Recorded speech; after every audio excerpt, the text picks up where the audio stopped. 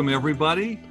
This is part 2 of the Rendell Center organized and Kirby Foundation very generously supported webinar series on the First Amendment, focusing more on the freedom of speech and freedom of religion.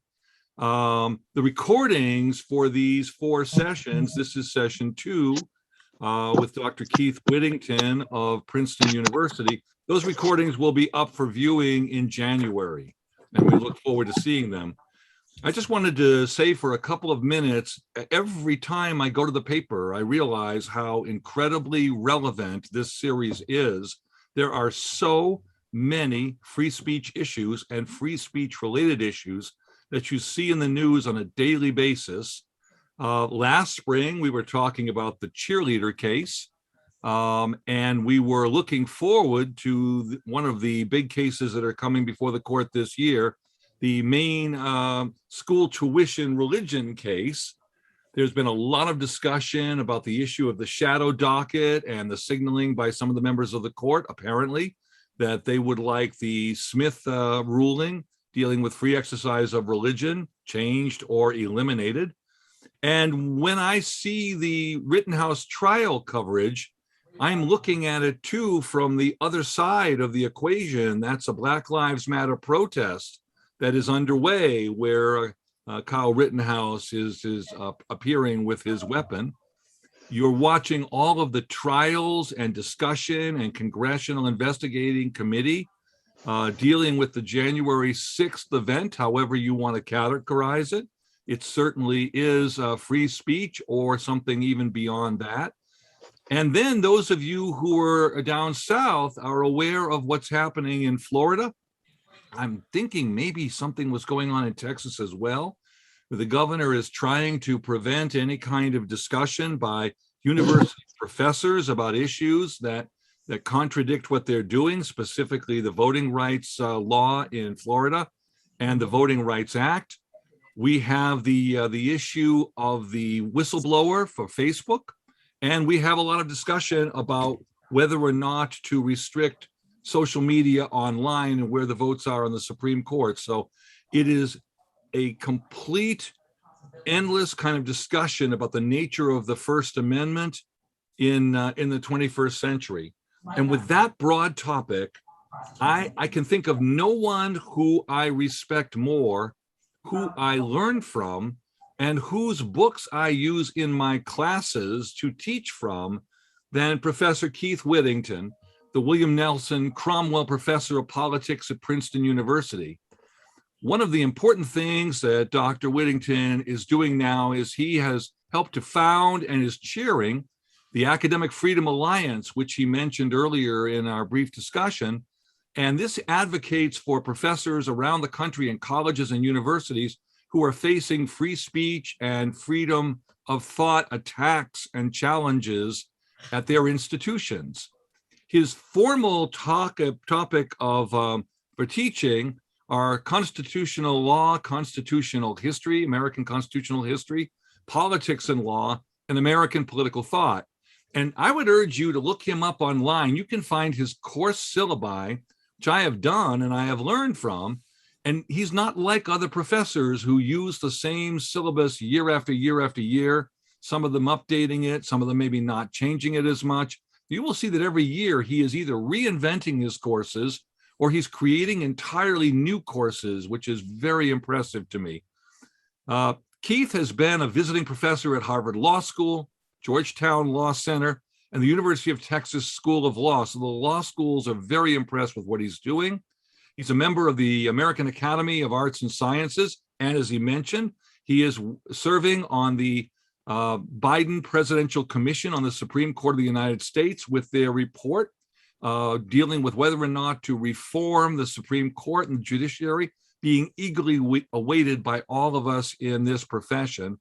He did his undergraduate work at the great University of Texas at Austin, go Longhorns. And he completed his PhD at Yale University. Keith is the author of a book called Repugnant Laws, Judicial Review and Acts of Congress from the Founding to the Present. And I am also very impressed with his book, Speak Freely, Why Universities Must Defend Free Speech. I use it in my constitutional law, freedom of speech and freedom of religion class.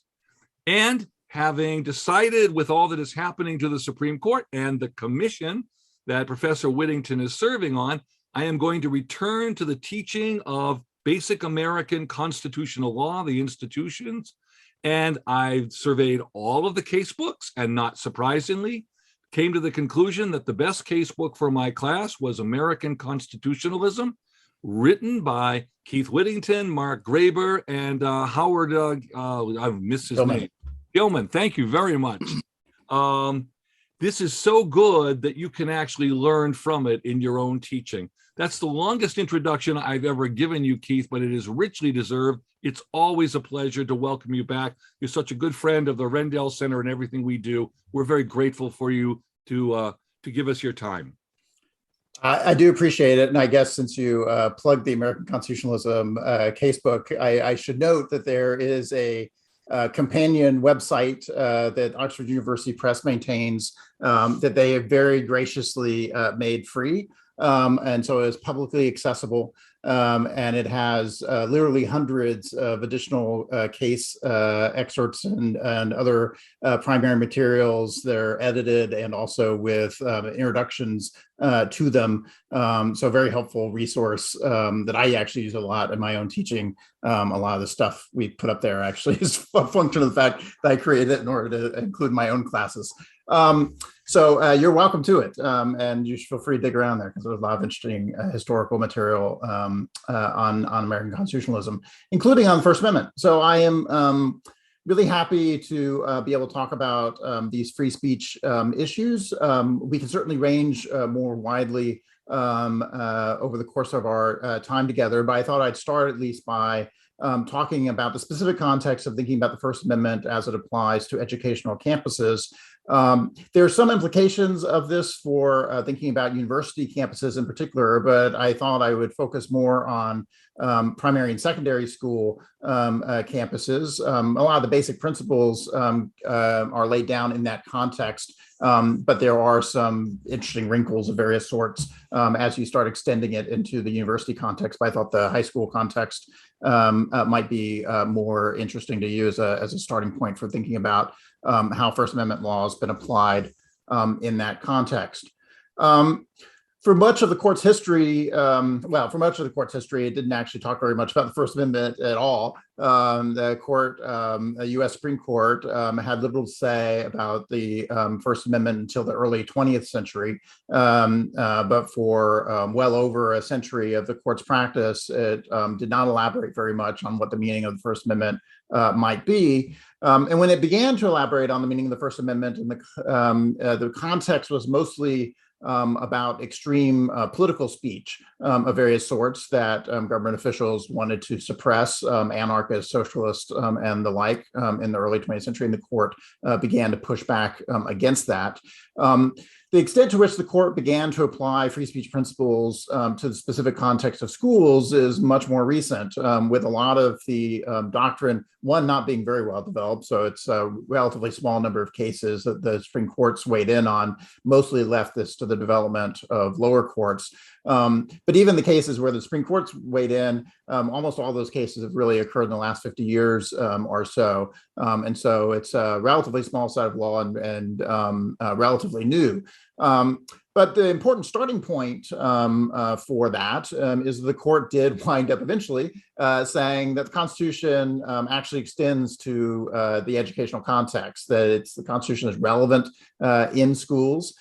Students have rights, teachers have rights to some degree.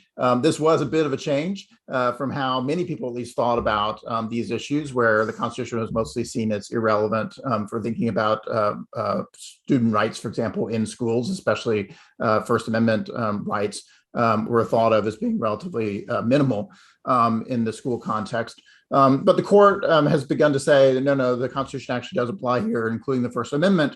But there are various particular wrinkles in thinking about the educational context that means that how the First Amendment relates to schools is quite different than how we think about the First Amendment applying in various other contexts in which it might be applied.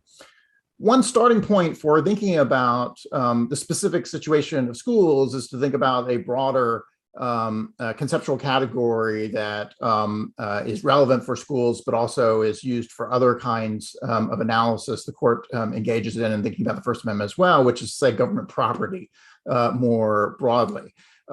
This too is a relatively recent body of law. And so if you were to ask people at the beginning of the 20th century, for example, whether a citizen had any First Amendment rights if they were standing on government property, the answer would be they have none. That the government as a property holder was understood to be in the same situation as any other property owner, in that they could kick you off whenever they wanted to, and that you had no particular rights relative to the government in that context. In the early 20th century, the court began to reevaluate that and say, no, there are actually contexts in which the government, even when the government is acting as a property owner, still has some constitutional restrictions on what they can do that's different than simply a private property owner.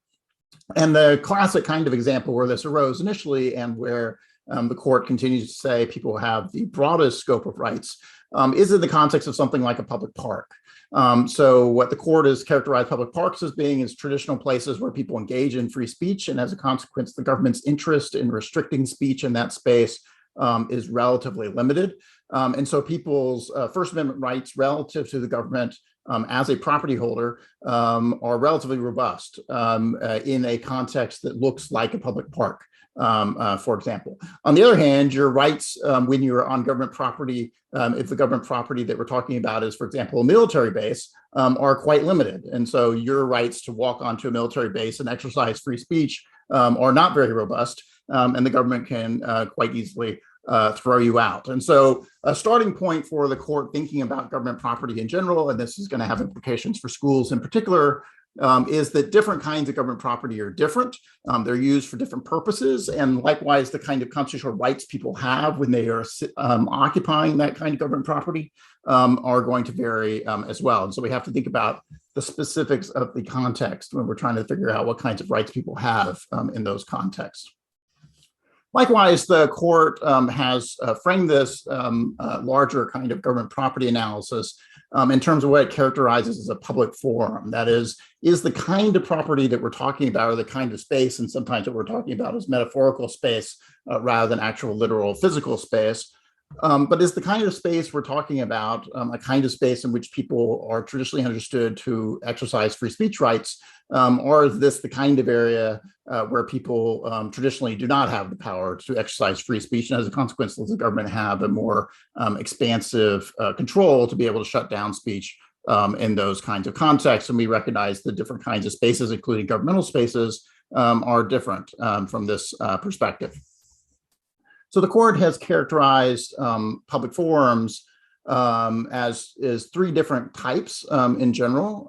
Traditional public forums are things like public parks. So they are what the court recognizes as traditionally available public spaces in which people can congregate and talk to one another, and as a consequence, exercise free speech rights. These, from the court's perspective, have been traditionally places where people were able to congregate without a lot of governmental intervention. And as a consequence, we ought to think of people's First Amendment rights in those contexts to be quite expansive, which is not to say the government has no authority to regulate people in that space, but that their authority to regulate people in that space is much more limited. In particular, the court has recognized that the government can make what it sometimes characterizes as reasonable time, place, and manner regulations in places like public parks, for example, but can't have more substantive restrictions on what kind of speech people can engage in. So even in a public park where your rights to speak are quite robust, the government might say, for example, that no one can stay in the park after the sun goes down. And so they can exclude people from these public places at night. That's neutral across lots of different kinds of messages in which people might want to convey on in a public park. And so from that perspective, the government is simply applying a kind of regulation that's simply saying how you can use the park, but it doesn't try to discriminate among different kinds of speakers, for example, which the court is particularly concerned with.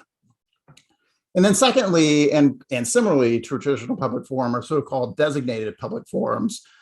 This is to capture spaces that were not necessarily traditional public spaces, maybe because these kinds of spaces are newly created, didn't used to exist, but they're government-controlled spaces that nonetheless the government has made available for public speech. And so if this is a space that the government has created, and even though it's not a long-standing place where people can gather like a public park, but nonetheless the government has made it accessible to people in order to engage in public speaking type activities, then again, the same kinds of robust First Amendment protections would apply. And likewise, the sort of limited capacity of the government to restrict people apply. So again, only reasonable time, place, and manner restrictions can be played out in that context. By contrast, there's a variety of other kinds of property and government-controlled space that we think of as a non-public forum, which is to say, it's primarily used for other purposes. The public generally has limited access to these spaces, although the public may well be allowed in these spaces. But the public is generally not allowed to come in and simply use them for general communication purposes. So, for example, you might imagine not only things like military bases, but things like Social Security offices, passport service offices, post offices. They may be places where the public is welcome to come in to some limited degree, but they're welcome to come in only for particular kinds of purposes. They're not just places where people can congregate and have protest, for example. And in those contexts, then the government can be much more restrictive about how those spaces can be used and removing people. The government can't be discriminatory about the content of the speech. That is to say, the government can't say, well, Democrats are allowed to come in and hold marches here, but Republicans are not. So the government has to be relatively neutral about what kinds of regulations it adopts. But the goal is it can have regulations that are intended to facilitate the use of that space for its intended purpose. As a Social Security office should still be able to serve as a Social Security office, a post office should still be able to serve the business of the Postal Service. And as a consequence, speech activities can be restricted in ways that are consistent with that larger use. And we can think about this playing out in all kinds of contexts.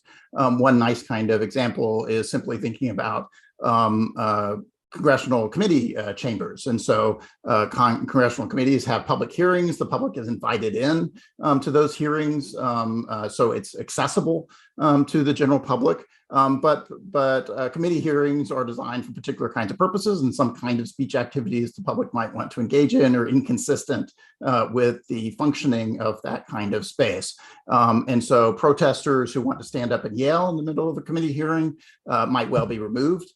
Precisely because they're disruptive of the intended use of the hearing space, whereas protesters who simply want to sit behind a witness with a costume on that conveys a certain political message would be allowed to stay precisely because they're not disruptive to what the committee is trying to accomplish and how that governmental space is used more generally, even though they are expressing some First Amendment activity within that kind of governmental space. And we can think about educational context in similar kinds of ways. That is to say, the court specifically says, well, when we're talking about government property that's designated for educational purposes, schools of various types, then the kinds of activities that occur within those spaces need to be consistent with the educational mission as a whole. Things that are disruptive to the educational mission are inappropriate, and the government can reasonably restrict it, even if what people are trying to engage in are expressive activities of various sorts. So, for example, if a bunch of students occupy an administration building at a state university, they can reasonably be dragged out and expelled precisely because they're interfering with the educational function of the university, even though what they're doing in that context is engaging in some First Amendment protected activity. If they were in a public park or a quad, that'd be different. But if they're instead occupying an administration building, they're interfering with the educational purpose of that space, and the government has more leeway to restrict that kind of speech activity.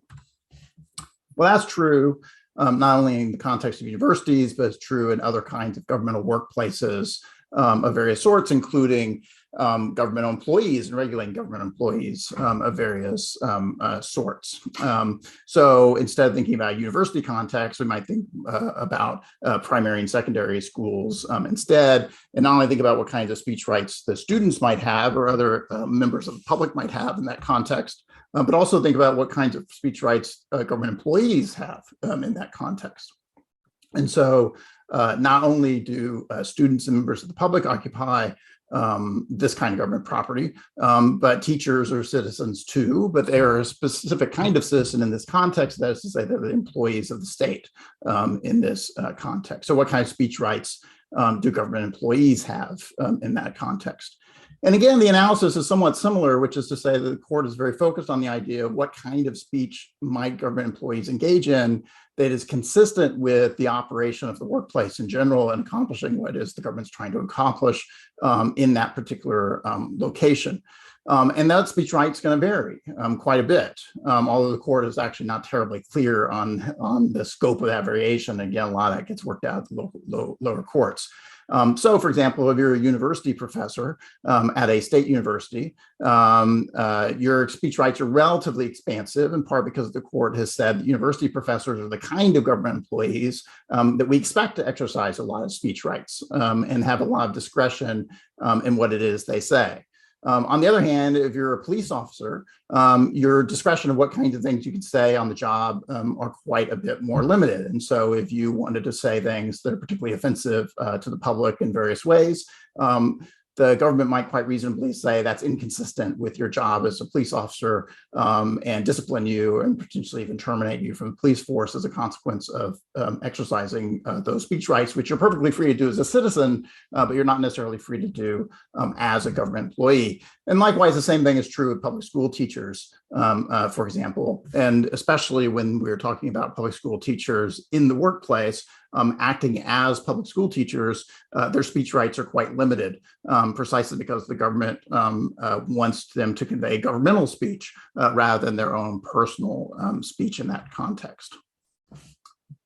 There is more space, though, under the First Amendment for private speech. And so there's some very interesting conflicts, and we can come back to it because they are very fascinating about trying to think about this kind of on-the-job speech and what kinds of freedom people might have if they're a government employee and what kinds of restrictions might be imposed on them. It's particularly relevant lately as we think about some of the legislation that's made it through state legislatures and restricting critical race theory and other kinds of ideas that might be expressed in the classroom. But we also have to consider what kind of protections exist for people when they engage in private speech. So imagine you are a public school teacher, but we're not concerned about what it is you say in the classroom, but instead what we're concerned about is what do you say outside your government office, what you might say on social media, for example, or in the case of Pickering versus Board of Education, which arose in 1968, what you might say in a letter that you write to the local newspaper. In Pickering's case, he was a public school teacher who was at odds with the local school board and school superintendent about school budgeting issues. He wrote a letter to the local newspaper disagreeing with his bosses about the school budget. His bosses didn't take kindly to that and wanted to terminate him from his job as a consequence of having written this letter to the newspaper. This case eventually made its way to the US Supreme Court, in which the Supreme Court said that kind of speech does have some constitutional protection. That is, when Pickering, acting as a private citizen on his own time, chose to speak about matters of public concern, that's a constitutionally protected speech under the First Amendment, and the government's ability to sanction its employee for engaging in that kind of speech is somewhat limited, but it's not nothing. Which is to say there are circumstances in which the government could still punish you, even when you're acting as a citizen on your own time. And what the court emphasized is what we have to do is balance the interest of the speaker versus the governmental interest in these kinds of contexts. So in Pickering's particular case, the court thought that the employee's right was quite robust here in this particular context, and the government's interest in restricting that speech was relatively limited. But the court identified some circumstances where that might not always be true.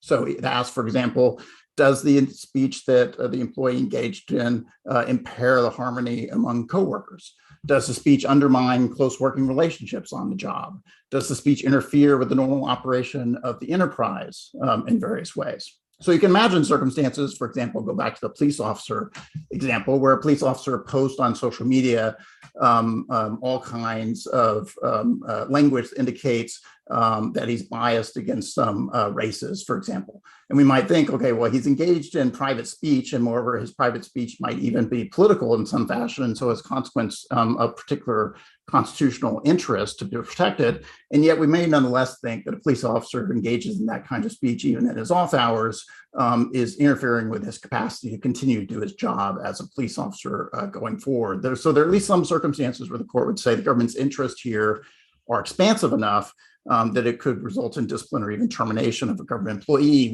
even when they're speaking out on their own time. But there are circumstances when the employee's interest ought to outweigh the government's interest. Just to raise another kind of issue that the court has not actually said very much about on the whole, but of course is also newly relevant to us today, which is school libraries.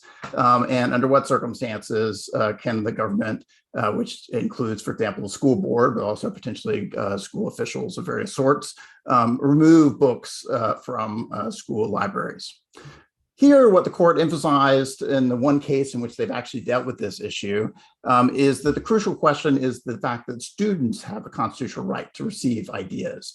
They're the ones with the constitutional stake in what kinds of books are on the shelves of a school library. And what the court wanted to emphasize is those students have a right to access books and ideas in a school library. Moreover, they think libraries are particularly important from a First Amendment perspective because they are places where ideas are distributed to the general public, and in this case, to students in particular.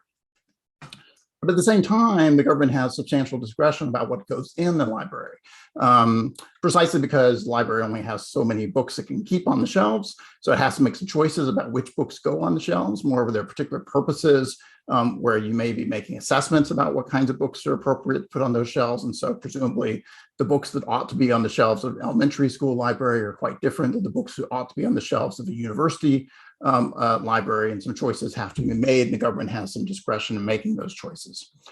But at the same time, the court emphasized that suppressing books is particularly disfavored. And so it's one thing to make choices about putting books on the shelf. It's another thing to make choices about taking books off the shelves after they've been put there in the first place.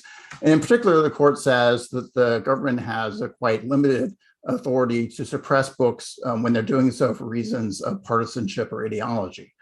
So again, you could reasonably suppress books and remove them from the shelf if you think they're educationally inappropriate. So for example, again, if you are talking about an elementary school library, you might think that some kinds of books are not age appropriate and shouldn't be in that elementary school library. But what you can't do is take those books off the shelf because they favor Democrats, for example, and you think it's inappropriate for elementary school children to read about how great the Democrats are. That's not a rational basis and not a constitutionally appropriate basis for taking books off the shelf. So courts provides a little bit of guidance in thinking about library books, but not a ton. And so as a consequence, it's left lower courts to their own devices to some degree in confronting individual cases that might arise. And finally, let me just put on the table the question of students and First Amendment rights. So a lot of this space of thinking about schools started actually with student speech rights and what kinds of First Amendment rights students have in this context. And the classic case where the court initially recognized some speech rights came during World War II and just after, where the court was particularly concerned with mandates to say the Pledge of Allegiance. The court recognized first initially what was a religiously based claim of some students not to want to have to say the Pledge of Allegiance. But this was spun more generally as a broader First Amendment issue, not just specific to religion, but a larger concern about compelled speech. More generally, it has interesting implications as we think about what kinds of things the government can make you say generally. So it opens the door to thinking about compelled speech broadly. But it also opens this particular door, which is to say students have speech rights. They have First Amendment rights in the schoolhouse context. There are some things the school can't make students say when they're in school. And then the question becomes, well, what fits into that kind of category? One kind of example that the court then subsequently explored several years later during the Vietnam War was the problem of potentially non-disruptive student speech. So this came in the Tinker case, which involved some kids wanting to wear armbands to the school in protest of the Vietnam War. The school wanted to sanction them for this and prevent them from wearing the armbands. And what the court wound up emphasizing is, again, students have speech rights. That includes speech rights to engage in some kinds of political speech, even when they're on school grounds, even when they're in school. But the key here, to go back to the form analysis we talked about earlier, is the kind of speech the students engage in has to be consistent with the purposes of the institution in which they're exercising that speech, in this case with the school. And so the key for the court is it non-disruptive student speech? And so merely wearing an armband, the court thought, is nothing that would disrupt the educational mission of the school and prevent students from being able to learn in a classroom. And as a consequence, is the kind of speech activity that ought to be constitutionally protected. So this is a crucial case, a very interesting case in that it sort of launches this process of saying students actually have some speech rights, and now we have to figure out what the scope of them are. In this context, we can't just wave them away and say they don't have any speech rights, which maybe we could do prior to 1969. But the court at least wants to say, no, their students have some speech rights. But then the question is, how big are those speech rights? The court says, well, as long as it doesn't impair the learning environment, you're okay. And then the question is, well, what counts as impairing the learning environment? The court, again, mostly left it to the lower courts to figure that out for a long period of time, but did come back to this issue in the 1980s.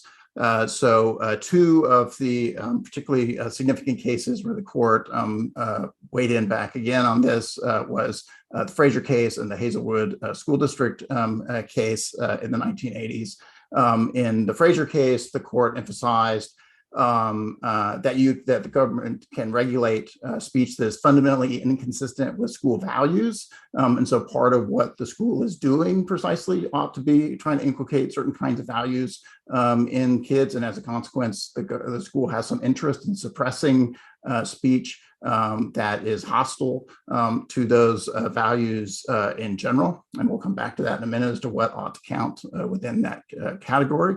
And in Hazelwood, there's further emphasis that the government ought to be able to exercise some editorial control over sponsored speech activities that students might engage in. So if the school is authorizing students to engage in certain speech activities, not like Tinker, where the students just arrive with the armbands, but instead it's a school activity specifically, the government can also regulate what kinds of speech students engage in that school activity, as long as the regulations are connected to a legitimate pedagogical purpose. So the point is, you can restrict speech to the extent that it's helpful to the educational process you're engaged in.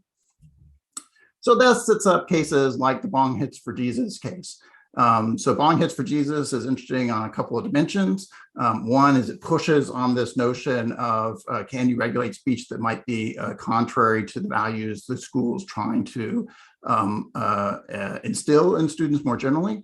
And it raises a question about how far out in activities can the school still regulate the students. So in this case arose in Alaska, I believe, in which the Olympic torch was being run through town. So the school put all the kids on the parade route to watch the torch come along. And some of the kids decided that they would unfurl the banner for Bong Hits for Jesus. And so the question is, what kind of speech rights do students have when they're not on the school grounds, no longer in the school, but instead they're outside on a public street, but they're part of a school activity while they're standing around on the public street? And what kind of message is Bong Hits for Jesus anyway? And is it inconsistent with the school's own messaging and values? And the school took the view that it's unclear what exactly Bong Hits for Jesus means, but it seems to be a pro-drug message of some sort. And the school, of course, is anti-drug in various ways. And so the school took the view, and the courts were somewhat sympathetic to the view that you can restrict some of that speech because it's part of a school activity and it's contrary to the school's own message. But if you can restrict speech there, it raises the question of, I've lost my thing, of whether you can also regulate social media usage by students. And of course, this becomes a big deal now. More broadly, this is part of a category of to what degree can you regulate off-campus speech by students. This was not such a big deal prior to social media. That is to say, students could go to the local Dairy Queen and say whatever it is they're going to say, and the school wasn't looking over their shoulder and couldn't do much about it, and wasn't very interested in trying to do very much about it. But with the rise of social media, it was much more easier for the school to engage in surveillance of what kinds of speech activities students were engaged in, even if they were off campus on their own time, outside of school hours, and outside of school property.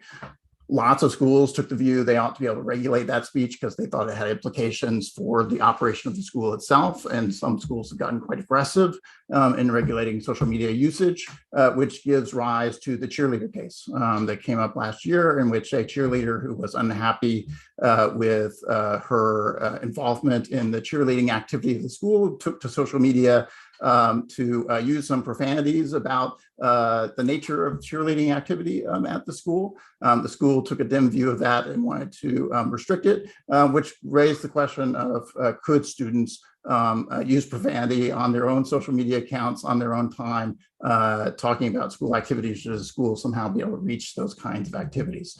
And the court ultimately took the view that no, the students actually have quite robust free speech protections in that context, and this sort of aggressive effort by schools to regulate social media usage by students when students are acting on their own time is interfering too much with the private free speech rights of students more generally. So that's very quickly sort of the landscape of thinking about the implications of First Amendment for a school context. Like I said, it's a complicated environment. Lots of kinds of speech activities involved. There's student speech, there's employee speech, there's speech that's occurring on government property. There's speech that's occurring by government employees on their own time when they're not acting as government employees. And then also these further complications of thinking about things like curriculum and libraries. So the court's given us a little bit of guidance, at least some broad principles to think about some of those issues. Keith, thank you very much.